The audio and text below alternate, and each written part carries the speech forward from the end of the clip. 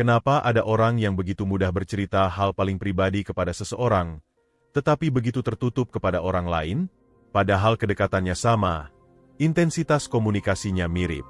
Di video ini, saya akan membongkar cara praktis agar dia merasa nyaman membuka sisi terdalamnya kepada kamu, tanpa manipulasi, tanpa drama, dan tanpa memaksa. Kamu akan memahami pola psikologisnya, kesalahan yang sering tidak disadari, serta langkah konkret yang bisa langsung kamu praktikkan. Dan percayalah, ini bukan soal rayuan. Ini soal menciptakan ruang aman. Sekarang, mari kita masuk ke inti pembahasan. Apa sebenarnya yang dimaksud dengan nyaman cerita hal pribadi? Ini bukan sekadar dia mau membalas pesan kamu lebih cepat, atau tertawa ketika kamu bercanda. Nyaman dalam konteks ini berarti dia merasa aman secara emosional. Aman untuk mengungkapkan kekhawatiran, rasa takut, pengalaman memalukan, bahkan kegagalan yang belum pernah ia ceritakan kepada siapapun. Ini level yang berbeda.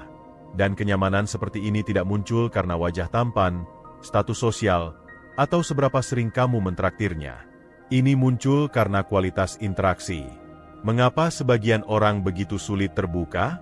Karena pengalaman mengajarkan mereka bahwa keterbukaan seringkali berujung pada penghakiman.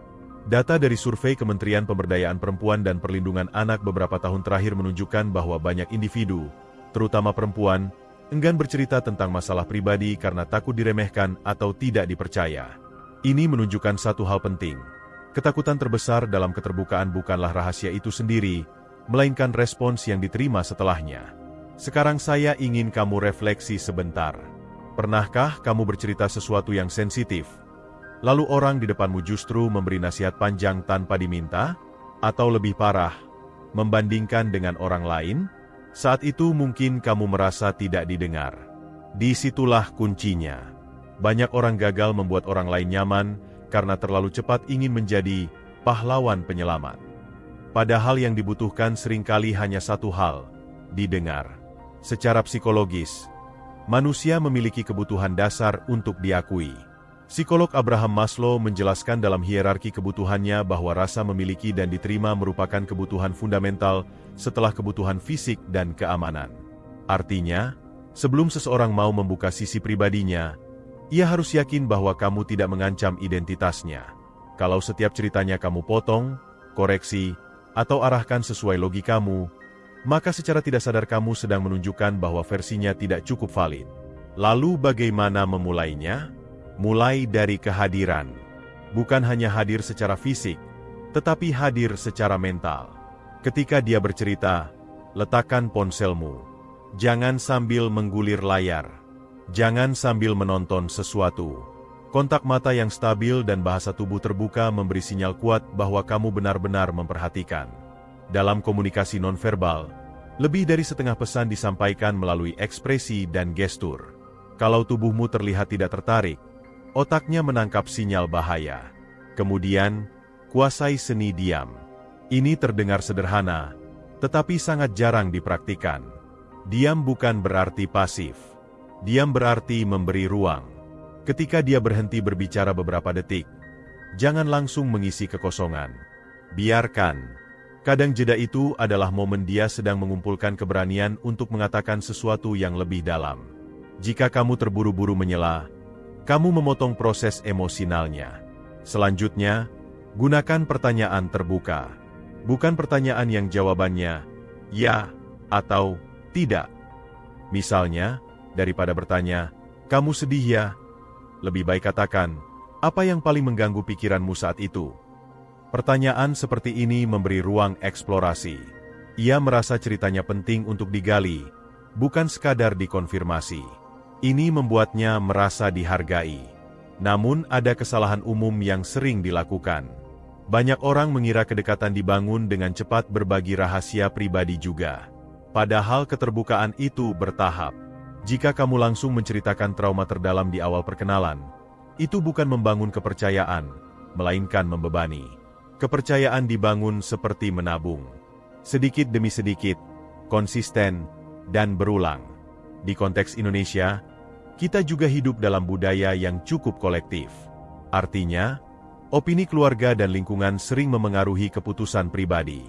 Ketika dia menceritakan konflik keluarga atau tekanan sosial, jangan langsung menyudutkan pihak lain. Hindari kalimat seperti, "Ah, orang tuamu salah." Itu berisiko. Sebaliknya, fokus pada perasaannya. Katakan, "Pasti berat ya ada di posisi itu." Dengan begitu kamu berdiri di sisi emosinya, bukan memicu konflik baru. Hal lain yang jarang disadari adalah nada suara. Nada yang terlalu tinggi bisa terasa menginterogasi. Nada yang terlalu datar bisa terasa tidak peduli. Gunakan intonasi yang stabil, tenang, dan tulus. Otak manusia sangat peka terhadap ketidaksesuaian antara kata dan nada. Jika kamu mengatakan peduli tetapi nada terdengar tergesa, pesan yang diterima adalah ketidakpedulian. Sekarang mari masuk lebih dalam. Kenyamanan bukan hanya tentang bagaimana kamu merespons, tetapi juga bagaimana kamu menjaga rahasia. Jika sekali saja kamu membocorkan cerita pribadinya kepada temanmu dengan alasan bercanda, maka fondasi kepercayaan runtuh. Reputasi sebagai penjaga rahasia jauh lebih berharga daripada kesenangan sesaat. Saya ingin kamu memahami satu prinsip penting. Orang terbuka bukan karena kamu memaksa, tetapi karena mereka merasa memilih untuk terbuka. Tugasmu bukan membongkar, melainkan menciptakan atmosfer yang membuat pilihan itu terasa aman. Sekarang kita masuk ke pertanyaan yang lebih dalam. Mengapa seseorang memilih satu orang tertentu untuk bercerita hal pribadi, tetapi tidak kepada yang lain? Jawabannya bukan karena kamu paling pintar, paling lucu, atau paling sering hadir. Jawabannya adalah konsistensi emosional. Manusia secara alami mencari pola yang stabil. Jika hari ini kamu hangat, besok kamu dingin, lusa kamu menghilang, maka otaknya membaca kamu sebagai risiko. Konsistensi adalah fondasi kepercayaan. Dalam psikologi sosial, kepercayaan tumbuh dari prediktabilitas. Artinya, seseorang merasa aman ketika ia bisa memperkirakan respons kamu. Jika ia tahu bahwa setiap kali ia bercerita kamu akan mendengar tanpa menghakimi, maka ia akan berani membuka lebih dalam. Tetapi jika respons kamu tidak bisa ditebak, ia akan memilih diam. Coba kamu bayangkan, ada dua orang dalam hidupnya.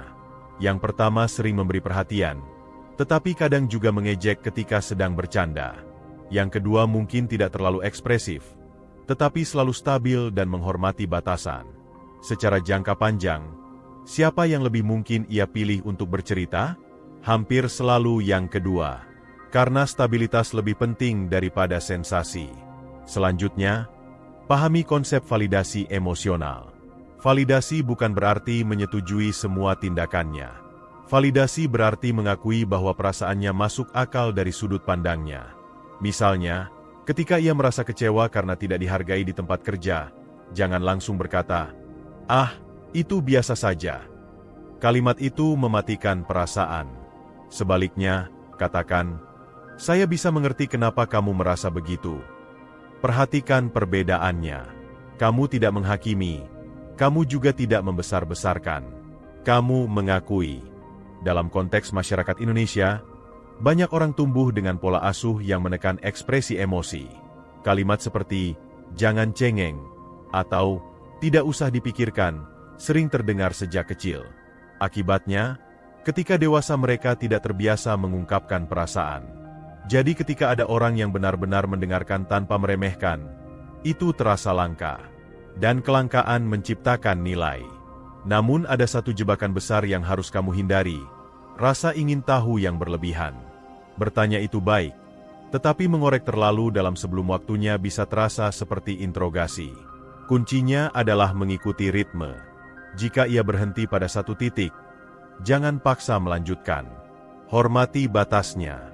Ironisnya, semakin kamu menghormati batas, semakin besar kemungkinan ia akan melewatinya dengan sukarela. Sekarang mari kita bicara tentang empati aktif. Empati pasif adalah sekadar mengangguk.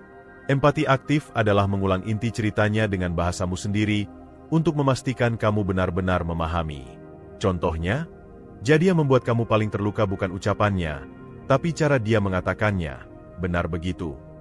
Teknik ini membuatnya merasa dipahami secara spesifik, bukan sekadar didengar secara umum. Pernahkah kamu berbicara dengan seseorang yang selalu mengalihkan cerita menjadi tentang dirinya? Kamu menceritakan masalahmu, lalu ia membalas, Saya juga pernah begitu, malah lebih parah. Itu bukan empati. Itu kompetisi penderitaan. Hindari kebiasaan ini. Fokus tetap pada dirinya. Jika ingin berbagi pengalaman pribadi, lakukan hanya untuk memperkuat pemahaman, bukan menggeser pusat perhatian.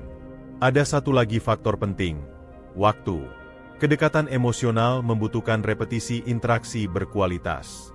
Tidak cukup 1 atau 2 percakapan mendalam. Penelitian dalam psikologi hubungan menunjukkan bahwa keintiman tumbuh melalui akumulasi pengalaman kecil yang konsisten. Artinya, percakapan ringan yang hangat setiap hari lebih efektif membangun kenyamanan daripada satu percakapan berat yang dramatis. Di sisi lain, perhatikan juga cara kamu merespons cerita sensitif. Jangan bereaksi berlebihan. Jika ia mengungkapkan sesuatu yang mengejutkan, tetaplah tenang. Ekspresi kaget yang terlalu kuat bisa membuatnya menyesal sudah bercerita. Ingat, ia sedang menguji apakah kamu cukup aman untuk memegang bagian rapuh dalam hidupnya.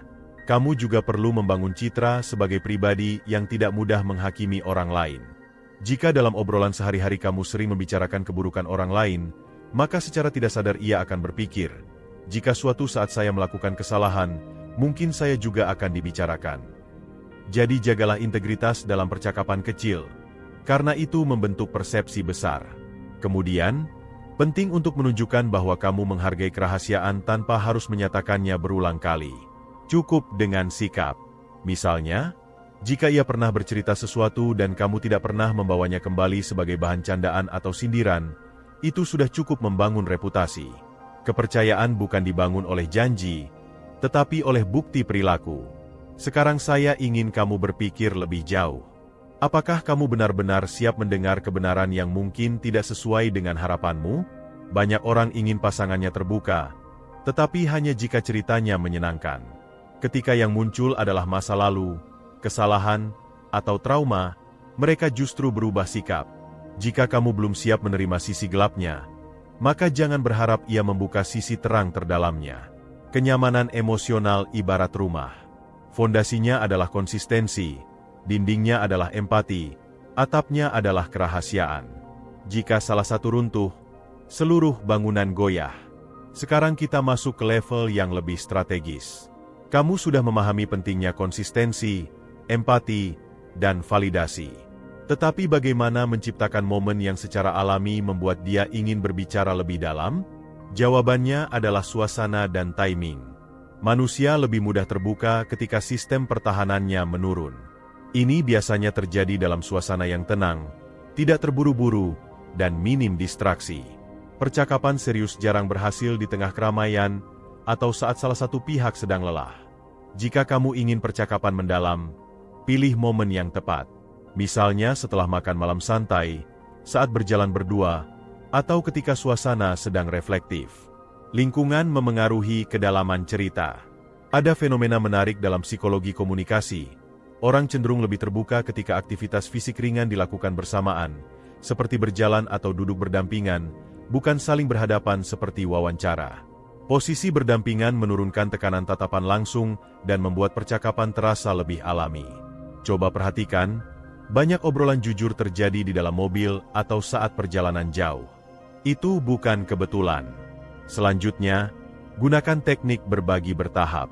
Kamu bisa memulai dengan cerita ringan tentang pengalaman pribadi yang relevan, lalu beri ruang. Misalnya, dulu saya pernah merasa sangat tidak percaya diri di lingkungan baru. Berhenti di situ. Jangan langsung panjang lebar. Jika dia tertarik dan merasa aman, ia akan merespons dengan ceritanya sendiri. Ini seperti membuka pintu sedikit, bukan mendobrak. Perhatikan tanda-tanda kesiapan. Jika ia mulai menggunakan kalimat yang lebih reflektif seperti, "Sebenarnya saya jarang cerita ini ke orang," itu adalah sinyal emas. Di momen seperti itu, jangan menyela, jangan bercanda. Turunkan tempo bicaramu. Respons dengan kalimat sederhana seperti, "Terima kasih sudah percaya." Kalimat ini terlihat sepele, tetapi dampaknya besar. Ia merasa keberaniannya dihargai. Namun ada satu hal penting, jangan terburu-buru memberi solusi. Banyak orang berpikir bahwa menjadi pendengar yang baik berarti harus punya jawaban. Padahal, Sebagian besar orang hanya ingin ditemani dalam proses berpikirnya. Jika ia bertanya, "Menurut kamu saya harus bagaimana?" baru kamu masuk dengan saran yang terstruktur. Tetapi jika tidak diminta, cukup bantu ia melihat opsi, bukan memaksakan arah. Mari kita bahas satu kesalahan fatal yang sering tidak disadari. Menggunakan cerita pribadinya sebagai alat negosiasi emosional di masa depan. Misalnya, ketika terjadi konflik, kamu mengungkit, "Dulu kamu pernah cerita, ini sangat berbahaya." Sekali saja ia merasa rahasianya dijadikan senjata, pintu itu akan tertutup permanen. Kepercayaan yang rusak sulit diperbaiki. Di sisi lain, kamu juga perlu melatih kemampuan membaca emosi nonverbal. Tidak semua orang mampu mengungkapkan perasaan dengan jelas. Kadang perubahan nada, jeda panjang, atau tatapan kosong sudah menjadi petunjuk bahwa ada sesuatu yang ingin disampaikan. Jika kamu peka, kamu bisa berkata dengan lembut, "Saya merasa ada yang mengganggu pikiranmu. Kalau kamu ingin cerita, saya ada." Perhatikan kalimatnya. Tidak memaksa, hanya membuka ruang. Sekarang mari kita bahas tentang keamanan emosional jangka panjang. Kenyamanan tidak hanya dibangun dari percakapan mendalam, tetapi juga dari interaksi kecil sehari-hari. Respons kamu terhadap hal-hal kecil menentukan kepercayaan terhadap hal besar. Jika ia bercerita tentang masalah sederhana dan kamu menanggapi dengan serius dan hormat, ia akan percaya kamu juga mampu menangani cerita besar. Ada juga faktor integritas diri. Jika kamu sering berubah prinsip, mudah tersulut emosi, atau sering mempermalukan orang lain, sulit baginya untuk merasa aman. Stabilitas emosionalmu adalah fondasi. Seseorang akan berpikir dua kali untuk membuka rahasia kepada orang yang mudah meledak atau tidak konsisten. Pernahkah kamu memperhatikan bahwa beberapa orang terasa aman, bahkan sebelum kita mengenalnya lama? Biasanya mereka memiliki satu kualitas, tidak reaktif. Mereka tidak mudah tersinggung, tidak cepat menyimpulkan, dan tidak terburu-buru menghakimi. Jadilah pribadi seperti itu. Latih respon lambat. Tarik napas sebelum menanggapi. Reaksi yang terkontrol menunjukkan kedewasaan. Kemudian, hargai progres sekecil apapun. Jika sebelumnya ia hanya berbicara tentang hal umum, lalu mulai berbagi cerita keluarga atau tekanan kerja, itu sudah kemajuan. Jangan tuntut lebih. Kenyamanan berkembang seperti tanaman. Jika kamu menyiramnya terlalu banyak sekaligus, justru bisa mati. Sekarang saya ingin kamu bertanya pada diri sendiri. Apakah tujuanmu membuat dia nyaman untuk benar-benar memahami dirinya? Atau sekadar agar kamu merasa lebih dekat? Motif menentukan sikap. Jika motifmu tulus, sikapmu akan alami. Jika motifmu manipulatif, cepat atau lambat akan terbaca. Manusia memiliki intuisi sosial yang tajam. Terakhir di bagian ini, pahami bahwa tidak semua orang akan terbuka sepenuhnya, dan itu bukan kegagalan. Setiap individu memiliki tingkat privasi yang berbeda. Tugasmu bukan memaksa kedalaman maksimal, tetapi menyediakan ruang maksimal. Jika ia memilih membuka diri, itu bonus dari kualitas hubungan yang kamu bangun. Sekarang kita masuk pada bagian paling praktis. Bagaimana menerapkan semua prinsip ini secara sistematis, bukan sekadar spontan? Saya akan susun dalam kerangka 30 hari, agar kamu bisa mengukur progres secara nyata. 7 hari pertama, fokus pada observasi dan pengendalian diri. Jangan buru-buru membuat percakapan mendalam. Latih kemampuan mendengar tanpa menyela. Setiap kali dia berbicara, perhatikan berapa kali kamu tergoda memotong pembicaraan. Sadari, tahan, dan biarkan ia menyelesaikan kalimatnya. Ini latihan disiplin komunikasi. Banyak orang gagal bukan karena tidak peduli, tetapi karena tidak sabar. Di fase ini, bangun kebiasaan validasi sederhana. Gunakan kalimat seperti, "Masuk akal kalau kamu merasa begitu," atau "Saya bisa memahami sudut pandangmu." Jangan berlebihan, cukup natural. Tujuannya adalah membentuk persepsi bahwa kamu bukan ancaman emosional. 7 hari berikutnya, mulai tingkatkan kualitas pertanyaan. Hindari pertanyaan interrogatif. Ganti dengan pertanyaan reflektif. Misalnya, apa bagian tersulit dari situasi itu buat kamu? Pertanyaan seperti ini mengajak dia berpikir, bukan merasa dihakimi. Kamu akan melihat perubahan kecil, Ia mulai menjawab lebih panjang, lebih detail. Di minggu ketiga, ciptakan momen percakapan yang lebih intim secara situasional. Pilih suasana tenang. Kurangi gangguan. Di tahap ini, kamu bisa berbagi pengalaman pribadi yang relevan secara singkat, bukan untuk mengalihkan fokus, tetapi untuk menunjukkan bahwa kamu juga manusia yang punya sisi rapuh. Keterbukaan yang proporsional memicu keterbukaan balasan. Jika di tahap ini ia mulai berbicara tentang hal yang lebih sensitif, ingat 3 prinsip. Tetap tenang, jangan langsung memberi solusi, dan jaga rahasia secara absolut. Bahkan kepada sahabat terdekatmu sekalipun. Reputasi sebagai penjaga cerita adalah investasi jangka panjang. Minggu keempat adalah fase penguatan. Evaluasi dirimu. Apakah kamu pernah tanpa sadar mengecilkan perasaannya? Apakah kamu pernah menjadikan ceritanya bahan candaan? Jika ya, perbaiki segera. Minta maaf dengan elegan jika diperlukan. Kedewasaan mengakui kesalahan justru meningkatkan kepercayaan. Sekarang mari kita bahas dampaknya. Ketika seseorang merasa nyaman bercerita hal pribadi kepadamu, hubungan berubah kualitasnya. Komunikasi menjadi lebih jujur. Konflik lebih mudah diselesaikan karena tidak ada yang dipendam. Ikatan emosional menjadi lebih dalam dan stabil. Ini bukan sekadar romantis, ini sehat secara psikologis. Dalam jangka panjang, kenyamanan emosional juga meningkatkan rasa hormat. Ia melihat kamu bukan hanya sebagai pasangan atau teman, tetapi sebagai tempat pulang secara mental. Di tengah tekanan hidup modern, biaya hidup meningkat, tuntutan kerja tinggi, ekspektasi sosial besar, memiliki satu orang yang bisa menjadi ruang aman adalah kemewahan yang langka. Namun saya perlu tegaskan satu hal penting. Jangan jadikan kemampuan ini sebagai alat manipulasi. Tujuan kita bukan membuat orang tergantung, tetapi menciptakan hubungan yang saling menguatkan. Jika ia merasa lebih stabil, lebih percaya diri, dan lebih tenang setelah berbicara denganmu, berarti kamu berada di jalur yang benar. Sekarang saya ingin kamu merenung. Selama ini, ketika dia tidak banyak bercerita, apakah benar ia tertutup? Atau mungkin kamu belum cukup aman untuknya? Pertanyaan ini bukan untuk menyalahkan, tetapi untuk menyadarkan. Kualitas respons kita menentukan kedalaman cerita orang lain. Pada akhirnya, membuat seseorang nyaman bercerita bukan tentang teknik rumit. Ini tentang karakter, konsistensi, integritas, empati yang nyata.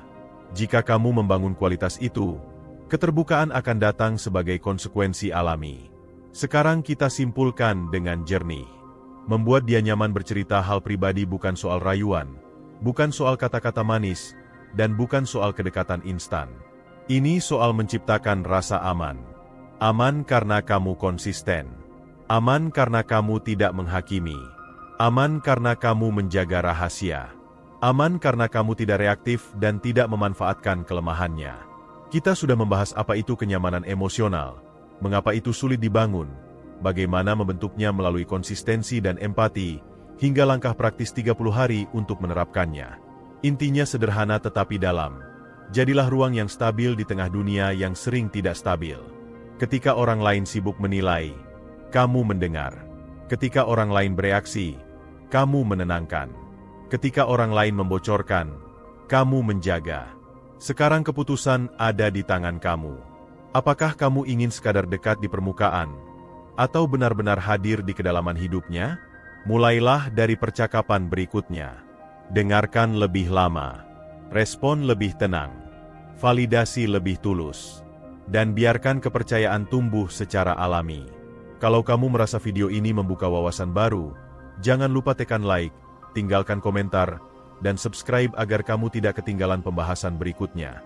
Karena pada akhirnya, hubungan yang kuat tidak dibangun dari seberapa sering kamu berbicara, tetapi dari seberapa aman seseorang merasa ketika berbicara kepadamu.